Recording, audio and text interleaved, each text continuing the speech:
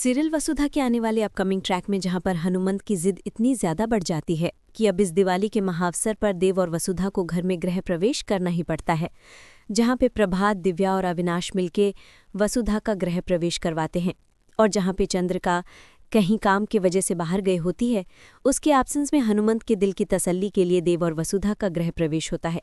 लेकिन दोस्तों, जहां पर अब हनुमंत को यहाँ पे भी छाती पर ठंडक नहीं पड़ती। वो सोचता है कि अब मैं दिवाली गिफ्ट्स देकर आता हूँ अपनी समधनसा को। अब समधन को जाके देता है वो दिवाली के गिफ्ट्स। वहीं पे हमारी जो चंद्रिका है वो वसुधा के लिए कुछ लड़के देख रही होती है, कुछ फ़ोटो देख रही होती है।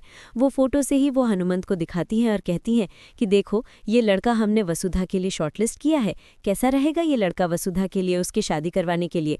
तो सारे के सारे जो भी गिफ्ट्स हनुमंत लेकर आता है अपनी समधनसा के लिए, चंद्रिका के लिए, वो नीचे गिरा देता है और हैरान हो जाता है कि ये क्या कह रही हैं चंद्रिका सिंह चौहान।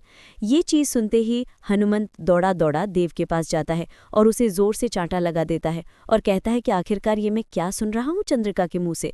जैसे ही देव बताता है कि काकू साहब, मैंने एक बहुत बड़ी गलती करी है, मासा को इस शादी के बारे में अभी नहीं पता है, लेकिन आप मुझे कुछ समय दीजिए, मासा को मैं बहुत जल्दी ही इस बारे में बताऊंगा।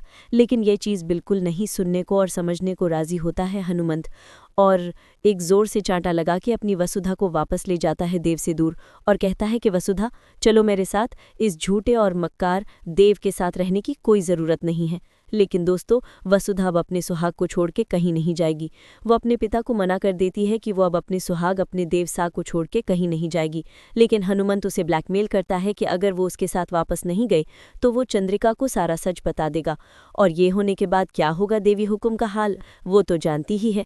इसी डर के मारे, इसी ब्लैकमेल की वजह से अब वसुधा हनुमंत के साथ चली तो जाती है, लेकिन क्या होगा आगे देखना दिलचस्प होगा। इसलिए देखते रहिए वसुधा। वीडियो पसंद आया तो एक लाइक